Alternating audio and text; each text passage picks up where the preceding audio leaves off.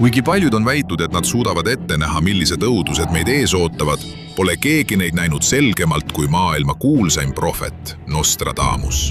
Enne kui Nostradamus sai tuntuks kui salapärane ennustaja, oli ta esmalt apteeker ja aitas katkust laastatud piirkondi. Tema päris nimi oli Michel de Nostradame. Ta sündis 1503. aasta detsembris Saint-Rémy de Provence'is Lõuna-Prantsusmaal. Pole kindel, kas tema täpne sünnikuupäev oli 14 detsember või 21 detsember. Tema isa, Jacques de Nostradame, oli notaar ehk inimene, kes koostas ja kinnitas juriidilisi dokumente. Tema ema, Rainier, pärines nende linna tuntud perekonnast. Neil oli palju õdesid vendi, kuid täpne arv pole teada, sest tol ajal oli sünniregistreid vähe. Tema isa perekonnal olid juudi juured. Enne Micheli sündi olid tema esivanemad juba katoliiklusse pöördunud. Paljudel juudi peredel oli tol ajal Euroopas raske elu. Neid kiusati sageli taga, aeti oma kodudest välja või sunniti usku vahetama. Kui nad usku vahetasid, hakkas tema vanaisa perekonnanimeks kasutama Nostradame. Selle tähendus on meie emand, mis viitab neitsi Maarjale. Kuid isegi kui oli selge, et perel on juudi päritolu, räägiti, et nad jätkasid salaja judaismi järgimist ja õpetasid Michelile isiklikult kabaalat. Kabala on juudi mistika traditsioon. See käsitleb Jumala loomist ja vaimse maailma seost inimese eluga. See levis mõnes juudi kogukonnas Hispaanias ja Lõuna-Prantsusmaal. Enne Nostradamuse aega olid mõned kirjanikud, kes väitsid, et see mõjutas Nostradamuse ähmast ja sümboolset kirjutamisviisi. See võib olla tõsi, sest see oli osa tema piirkonna intellektuaalsest maailmast. Kuid puuduvad selged dokumendid, mis tõestaksid, kui põhjalikult ta seda isiklikult uuris. Samuti on vähe usaldusväärset teavet tema lapsepõlve kohta. On olemas vana lugu, et tema emapoolne vanaisa õpetas talle meditsiini. Lisaks veel, umbes 1518. või 1519. aastal astus ta Avignoni ülikooli, mis on üks vanimaid ülikoole Prantsusmaal. Tol ajal ei õppinud ta veel arstiks. Tavaliselt õppisid tudengid grammatikat, retoorikat ja loogikat. Nad lugesid ka Kreeka ja Rooma mõtlejate teoseid, nagu Aristoteles ja Cicero.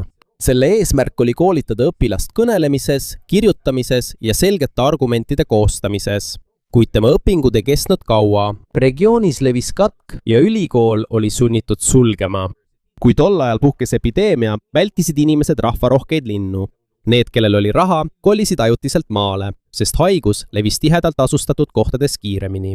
Pärast ülikooli sulgemist rändas Michel väidetavalt mitu aastat mööda Prantsusmaad ja selle ümbrust ringi. Ta õppis taimsete ravimite ja ravimite valmistamise kohta. Siin alustas ta tööd apteekrina. Tol ajal oli apteeker nagu iidne farmatseut. Ta valmistas segusid taimedest, vürtsidest ja muudest koostisosadest. Aga enamik nende ravimitest polnud veel teaduslikult tõestatud. Sageli põhinesid need lihtsalt traditsioonidel, tähelepanekutel ja uskumustel, mis olid edasi antud paljude põlvkondade jooksul. Tollane meditsiin oli veel kaugel sellest, mida me täna teame. Antibiootikume nagu penitsilliin polnud veel olemas. Kaasaegseid vaktsiine polnud veel olemas ja puudus ka selge arusaam bakteritest ja viirustest. Seetõttu võis isegi lihtne infektsioon, mida tänapäeval on lihtne ravida, tollal inimesele saatuslikuks saada. Üks levinumaid ravimeetodeid oli siis aadrilaskmine. Arstid vähendasid patsiendi verd, sest nad uskusid, et kehas olevad vedelikud, mida nad nimetasid humoorideks, tuleb tasakaalus hoida. Kui inimene oli haige, arvasid nad, et tal on kehas liiga palju verd või mõnda muud vedelikku. See tegevus tegi patsiendi olukorra sageli veel hullemaks. Haige patsient muutus veelgi nõrgemaks, kui tema verd veelgi vähendati. Kuid kuna see oli tol ajal aktsepteeritud meditsiiniline uskumus, jätkasid paljud arstid selle tegemist. Aastal 1529 astus Michel Montpellier ülikooli, et õppida meditsiini. Montpellier on tuntud selle poolest, et seal asub üks Euroopa vanimaid meditsiinikoole, kuid mõne aja pärast tekkis tal probleem. Ülikooli ametnikud said teada, et ta oli juba töötanud apteekrina. See oli nende üliõpilastele keelatud. Tollal peeti ravimite valmistamist ja müümist käsitööks. Sel ajal hindasid ülikoolid oma akadeemilist õpet väga kõrgelt.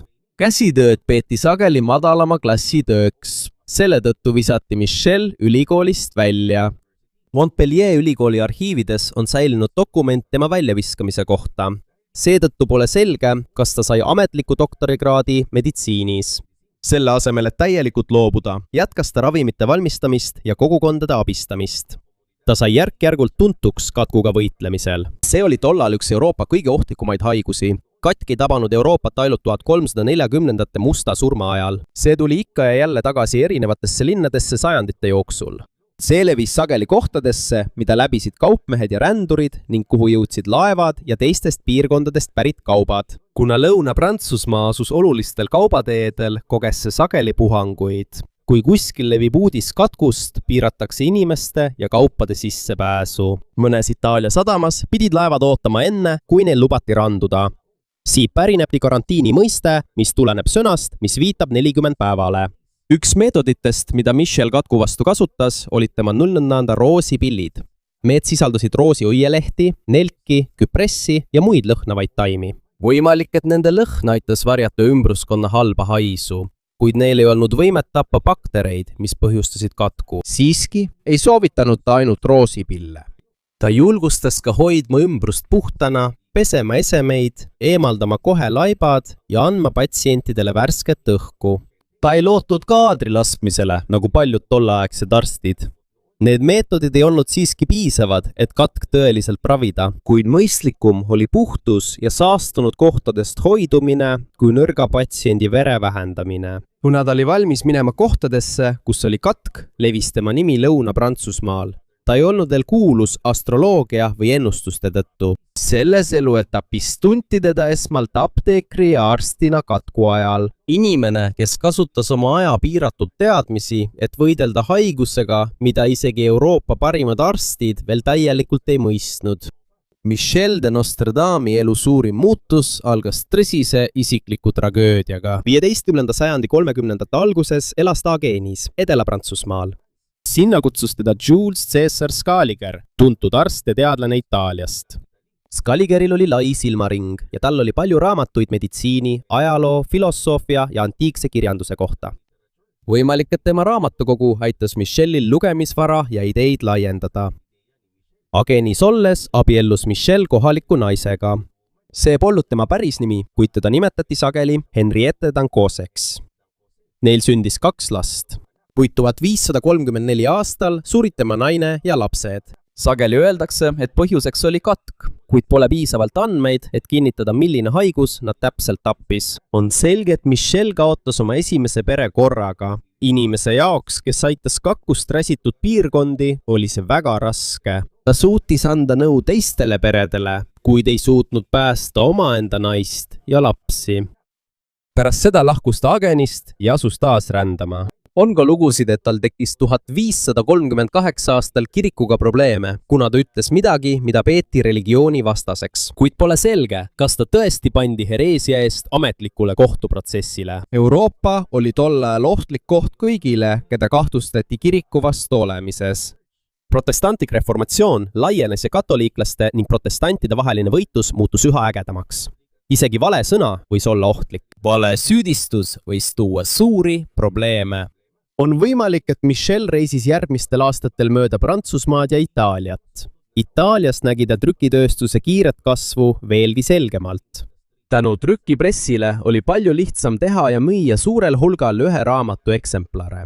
See oli oluline, sest hiljem ei toonud talle kuulsust enam ainult meditsiin. Trükikojad viisid tema nime erinevatesse Euroopa paikadesse. Kuid enne kui temast sai kirjanik, pöördus ta tagasi katku vastu võitlemise juurde. 1540-ndate keskpaigas aitas ta võidelda Marseilles ja teistes Provence'i piirkondades puhkenud epideemiaga. Ta sai tuntuks, sest oli valmis minema kogukondadesse, kus oli palju haigeid. On lugusid, et mõned linnad andsid talle pensioni tema teenete eest. 1547. Aastal asus ta lõplikult elama Salon de Provence'i. Seal abiellus ta Anne Bonsardega, kes oli rikas lesk. Neil sündis 6 last, 3 poega ja 3 tütart. Kuna Anne'il oli oma vara ja Michelil oli juba sissetulek, muutus nende elu paremaks. Ta ei pidanud enam pidevalt reisima katkuga nakatunud paikadesse. Tal oli aega kirjutada ja uurida astroloogiat. Renessansi ajal polnud astronoomia ja astroloogia veel selgelt eristatud. Paljud haritud inimesed uskusid, et planeetide ja tähtede liikumine mõjutab ilma, haigusi, poliitikat ja inimeste saatust. Seda ei uskunud ainult tavalised inimesed. ka rikkad perekonnad, kuningad, kuningannad ja poliitilised juhid palkasid astrolooge, et saada nõu oma tervise, abiellumise, laste ja tuleviku kohta. Seetõttu andis Michel 1550 aastal välja oma esimese almanahhi. Almanah oli väike ja odav brošüür, mis sisaldas teavet konkreetse aasta kohta. See võis sisaldada kalendrit, ilmaprognoosi, nõuandeid istutamiseks, tähtsaid kuupäevi ja astroloogilisi ennustusi. Seda oli odavam teha kui suurt raamatut, mistõttu said paljud inimesed seda endale lubada. See oli nagu väike aastaraamat, mida oli lihtne kaasas kanda ja lugeda. Oma almanahi kaanel kasutas Michel oma nime ladinakeelset versiooni Nostradamus. See kõlas tugevamalt ja salapärasemalt kui Michel de Notre Dame. Sellest ajast alates sai see nimeks, millega teda avalikkus tundma õppis. Tema esimene almanah oli väga menukas, mistõttu hakkas ta igal aastal uusi väljaandeid avaldama. Tavaliselt sisaldasid need ennustusi ilma, haiguste, poliitiliste rahutuste ja selle kohta, mis võib tuntud inimestega juhtuda. Selle tõttu sai tema nimi laiemalt tuntuks. Rikkad kaupmehed, aadlikud ja teised mõjukad inimesed hakkasid tema nõu küsima. Nad tahtsid teada, kas nende äri saab edukaks, kas nende perekond on turvaline või mis võib nende tulevikus juhtuda. Kuid ta ei kirjutanud lihtsalt selgeid ennustusi. Ta kasutas sümboleid, vanu kohanimesid, kummalisi sõnu ja ridu, millel oli palju võimalikke tähendusi. Mõnikord segas ta prantsuse keelt ladina, kreeka, itaalia ja kohaliku murdega. Seetõttu oli tema ennustusi raske valeks tunnistada. Kui mingi tõlgendus ei täitunud, võisid teised lihtsalt öelda, et nad said sellest valesti aru. Kui juhtus midagi, mis veidi meenutas tema kirjutatut, võis seda näidata kui ennustuse täitumist. See oligi Nostradamuse edu võti. Aastal 1555 andis ta välja oma kuulsaima raamatu esimese osa, Le Prophecy. Esimeses väljaandes oli 353 nelikvärssi ja pikk sõnum tema pojale Teesarile. Nelikvärss on lühike neljarealine luuletus. Ta koondas need gruppidesse, mida nimetas sajanditeks. See ei tähenda, et iga grupp viitab 100 aastale. Seda nimetati lihtsalt sajandiks, sest enamikus gruppides oli plaanis olla 100 nelikvärssi. Järgnevates väljaannetes lisandus kogusse veel luuletusi.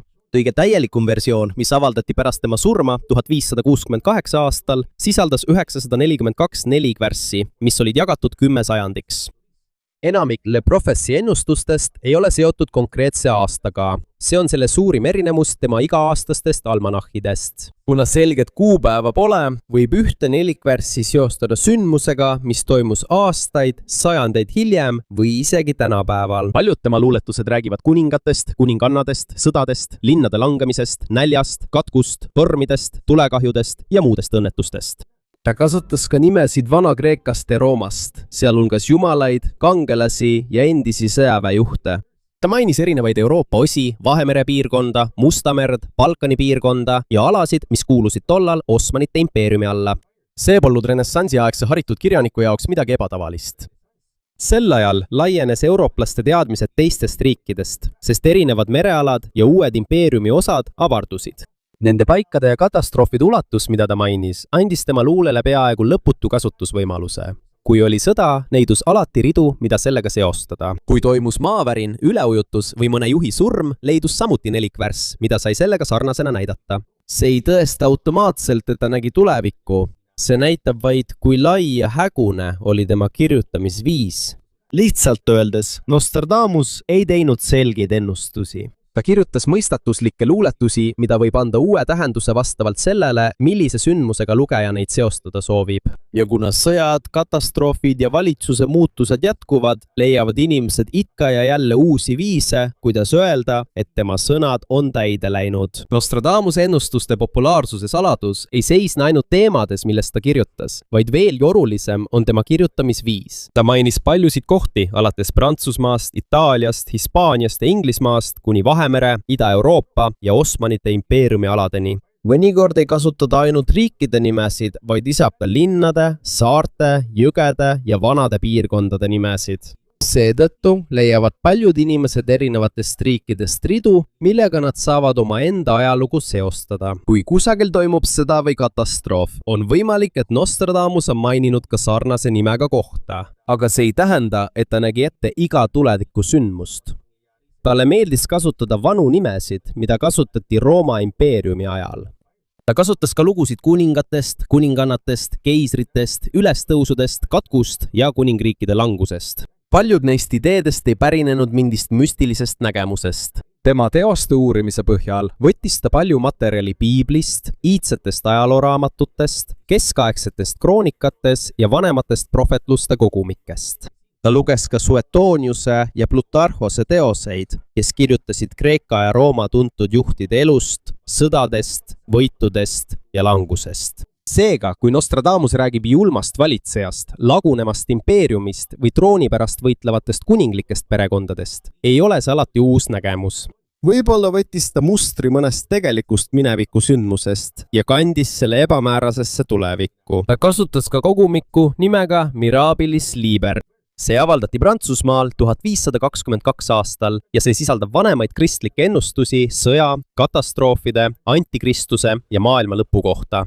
On ka osi tema kirjutistes, mis sarnanevad Girolamo Savonarola, ühe Itaalia mungaga, kes jutustas Jumala karistusest ja ühiskonna muutumisest kirjutatuga. Nostradamuse raamatu sissejuhatuses ilmub palju tsitaate piiblist, peaaegu samas järjekorras, nagu neid kasutas Girolamo. Tänapäeval võiks seda nimetada plagieerimiseks või liigselt laenamiseks, kuid 16. sajandil oli kirjutamissüsteem teistsugune. Tollal oli tavaline võtta, muuta ja ühendada lõike vanematest raamatutest ilma selge viiteta. Pole ka kindel, kas ta valis iga allika hoolikalt välja. On mõned uurijad, kes usuvad, et ta luges süstemaatiliselt ja seejärel ühendas ideed, mis sobisid sellega, mida ta tahtis kirjutada. Teised ütlevad, et ta kasutas meetodit, kus ta avas raamatu juhuslikult. Kui ta leidis valitud leheküljelt mõne loo, kasutas ta seda uue nelikvärsi aluseks.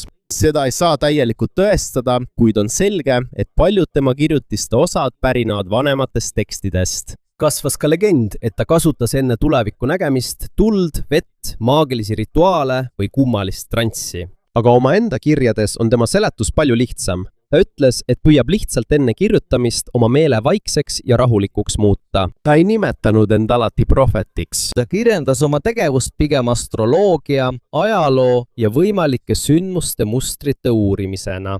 Oluline on meeles pidada, et tema maailm oli meie omast väga erinev. 16. sajandil olid suured muutused teaduses alles algamas. Nikolaus Kopernikus avaldas idee, et Maa ja teised planeedid tiirlevad ümber päikese. See vaidustas kaua kestnud uskumuse, et Maa on kõige keskpunkt. Samal ajal jagas protestantlik reformatsioon lääne kristlust. Katoliiklased ja protestandid võitlesid omavahel.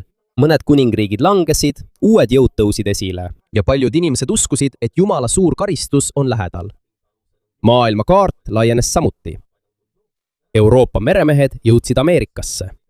Portugal leidis meretee Indiasse, purjetades ümber Aafrika ja 15. sajandi 20. alguses lõpetas Ferdinand Magellani algatatud ekspeditsioon maailma esimese eduka ümbermaailmareisi. Sel ajal olid teadus, religioon, astroloogia, alkeemia ja maagia veel omavahel segunenud. Tõelise teaduse ja vanade uskumuste piirid polnud veel selged.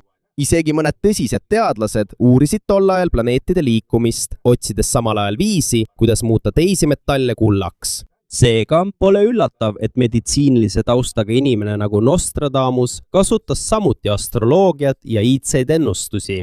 Kuid tema ajastu pole põhjus, miks ta tänapäevalgi kuulus on.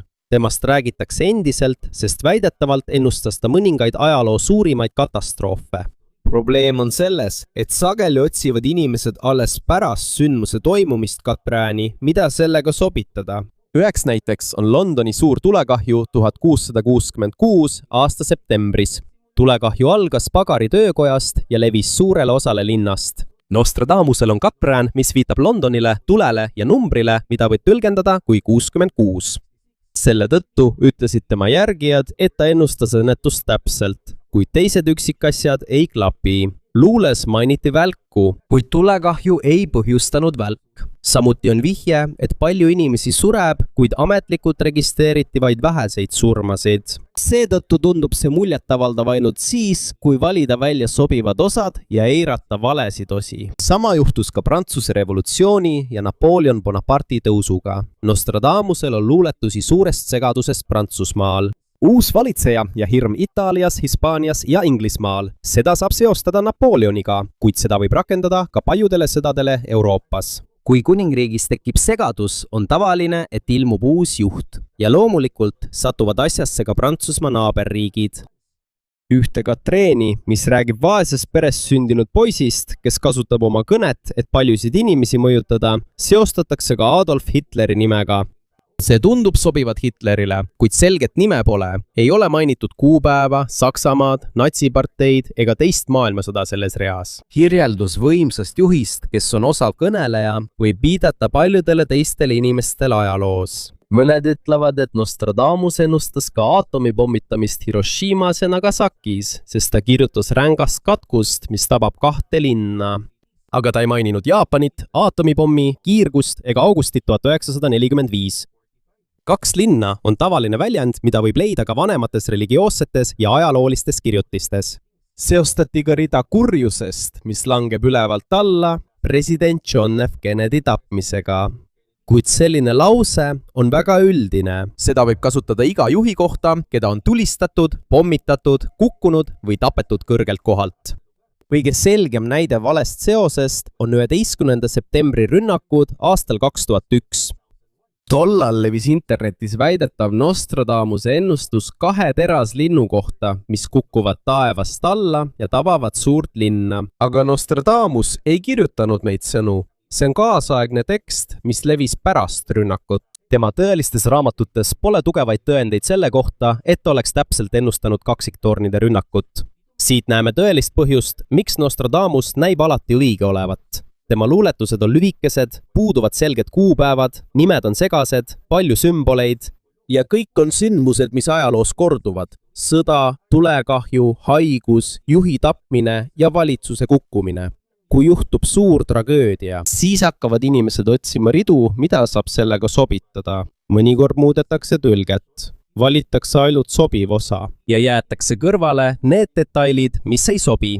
Seetõttu pole suurim mõistatus see, kuidas Nostradamus tulevikku nägi. Olulisem küsimus on hoopis see, kuidas suutis iga põlvkond muuta tema vanad, üheselt mõistetamatud sõnad uueks ennustuseks. Nostradamus ei kirjutanud tegelikult kunagi seda ennustust 2 teraslinnu kohta, mis pidid kukkuma suures linnas. Need read levisid alles pärast 11. septembri rünnakuid 2001. aastal. Hiljem lisati sellele veel read jõe kohta, mis täitub verega ja surnutest, kes hakkavad taas rindi kõndima. Neid ei olnud algsetes ennustustes. See näitab suurt probleemi Nostradamuse mainega. Paljud talle omistatud ennustused on muudetud, valesti tõlgitud või hoopis teiste inimeste poolt välja mõeldud. Samamoodi juhtub ka tema väidetavate ennustustega tänapäeva kohta. On neid, kes seostavad tema luuletusi kuningas Charles III troonile asumisega, sõjaga Ukrainas, kliimamuutustega ja isegi Marsile reisimisega. On olemas 4 värss saarte kuningast, keda asendab inimene, keda keegi ei oodanud kuningaks saavat. Mõned seostavad seda kuningas Charlesi ja prints Harryga, kuid luuletuses endas pole mainitud ei Charlesi, Williami, Harry ega Suurbritannia nime. Samuti puudub sel selge kuupäev. Sarnane on ka väide, et ta ennustas kliimamuutust, sest ta kirjutas tugevast kuumusest, mere keemisest, saagi hävimisest ja näljast. Kuid põud, nälg ja tugev kuumus olid tol ajal juba tavalised teemad nii religioossetes kui ka ajaloolistes kirjutistes. On ka rida suurest sõjast, mis kestab 7 kuud. Seda seostatakse erinevate konfliktidega, kuid see ei ütle, kus see toimub, kes võitlevad ega millal see algab. On veel üks 4 värss, mis räägib nisu hinna tohutust tõusust, kuni inimesed on sunnitud üksteist sööma. Seda kasutatakse sageli toidutarnete kokkuvarisemise ennustamiseks, kuid selline kujutis on juba ammu olnud tõsise näljahäda ja ühiskonna kokkuvarisemise sümbol. Lihtsalt öeldes puudub kindel alus väita, et Nostradamusel oleks täpne ennustus Marsi, Ukraina, kuningliku perekonna või mõne konkreetse kaasaegse aasta kohta. Enamik neist on kaasaegsed pelgendused. Tema luuletusi on tõesti raske mõista. Ta segas prantsuse, ladina, kreeka, itaalia ja tolleaegse Provence'i keele.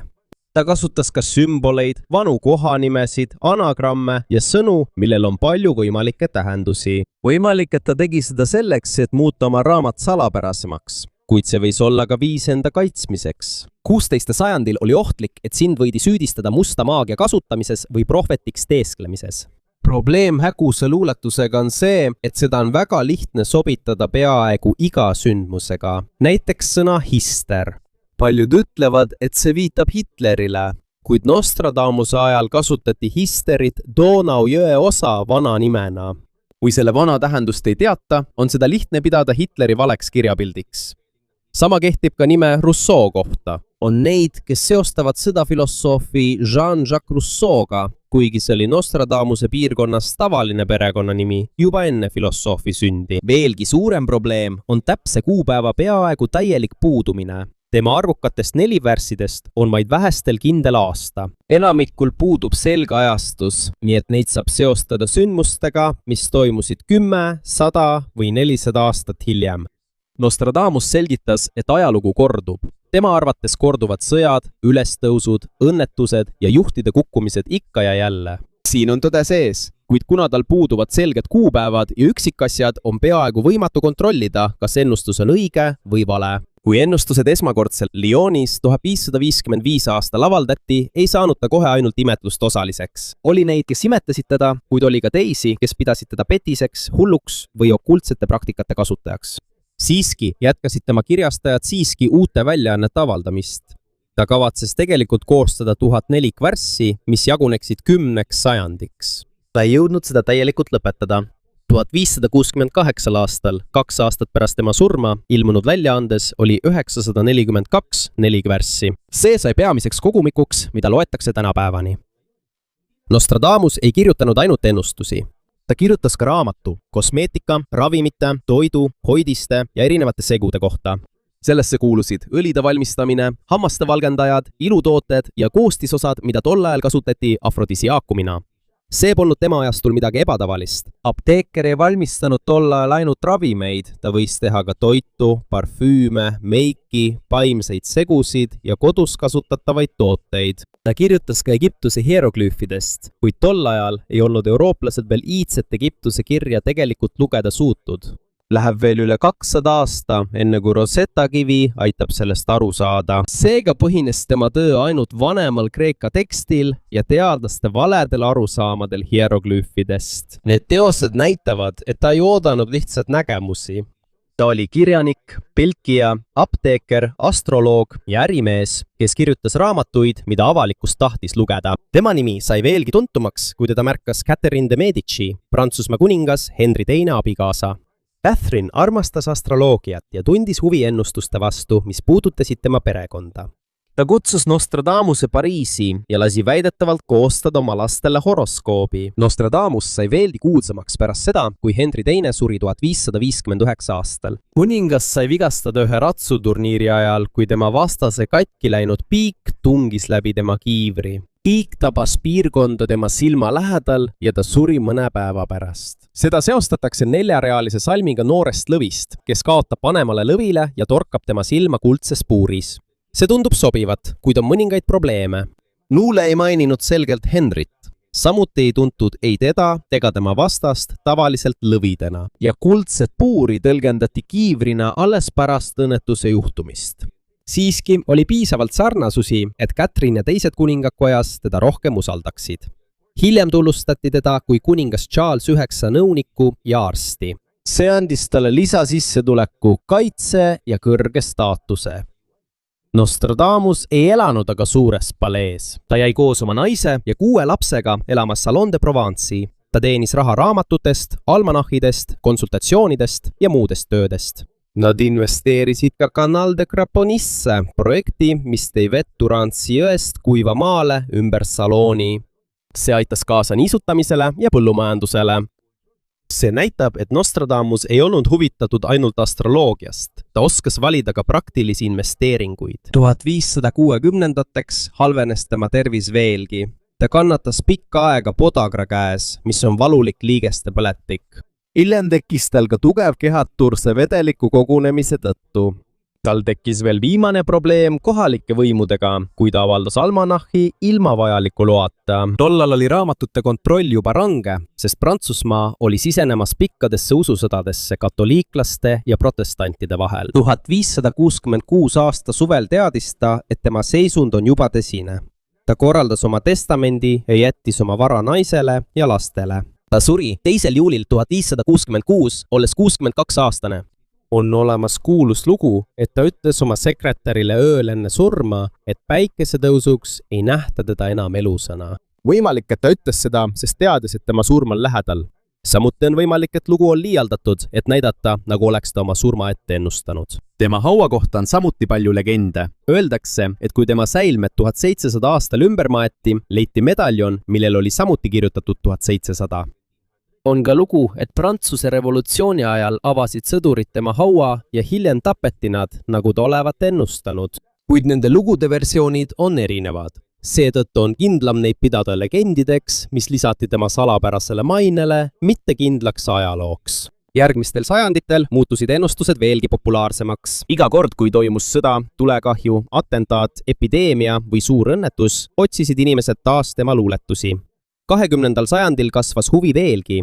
Teda seostatakse Hitleriga, aatomipommiga, Kennedy surmaga ja paljude teiste kaasaegsete tragöödiatega. On olemas isegi raamatuid ja telesaateid, mis väidavad, et nad suudavad rääkida Nostradamusega teispoolsusest. Sellega koos kasvas ka valede tsitaatide ja väljamõeldud lugude arv tema kohta. Paljud inimesed tunnevad tema nime. Isegi kui nad pole kunagi tema tõelist raamatut lugenud, on nad teinud temast filmide, dokumentaalide, romaanide ja videomängude teema. Popkultuuris kujutatakse teda sageli mehena, kes nägi selgelt tulevikku, kuid tema tõelist elu uurides ilmub hoopis teistsugune pilt. Ta ei kasvanud üles kui müstiline prohvet. Ta oli apteeker, kes nägi palju surma katku tõttu. Ta teenis elatist ravitsejana, reisis ringi ja kohtus erinevate õpetlastega. Ja hiljem kasutas ta astroloogiat, ajalugu, religiooni ja vanu raamatuid, et kirjutada ähmaseid luuletusi tuleviku kohta. Tõenäoliselt mõjutasid teda sügavalt need asjad, mida ta katku ajal nägi.